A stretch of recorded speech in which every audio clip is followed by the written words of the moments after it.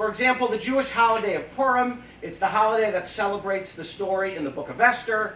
It's sort of like Jewish Halloween. There's costumes, and there's revelry, and there's too much candy. And according to tradition, there's 4 commandments, and one of them is matanot la'evyonim, charity to the poor.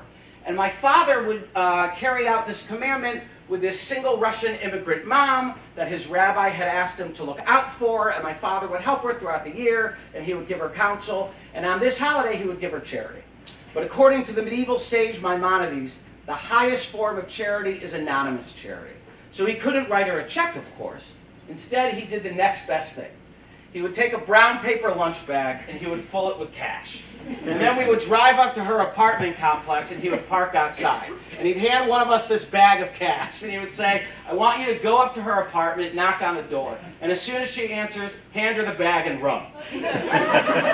Which is a kind gesture and a generous gesture, but you have to imagine for this stranger in a strange land was probably completely terrifying. And to paint the scene in full, what you need to know is I am a real nerd. And what I would always do for a costume on Purim is I would wear a presidential face mask. I'd be Kennedy, I'd be Carter, I'd be Reagan.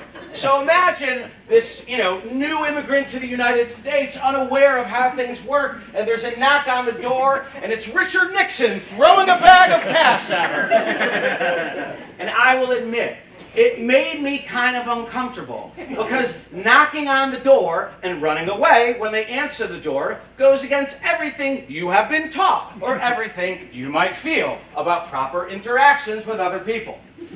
So there was one year, we go to her apartment, he hands me the brown paper bag of cash and he tells me to go up and give it to her, and I'm just feeling uncomfortable about the thing. So when she answers the door, I say, well, I'm not going to run away, I'll just walk fast. So she answers, I give her the money, and I start walking fast, and now she starts following me. And she says, who are you? Who are you? And I try walking faster, and I'm down the stairwell, and she's following me. Who are you? Who are you? And I get outside, and she's still behind me. Who are you? Who are you? And my father sees what's happening, and he does not want her to know who I am, and so he starts slowly driving away. And he lowers down the window, and he screams, Noe, run to the car!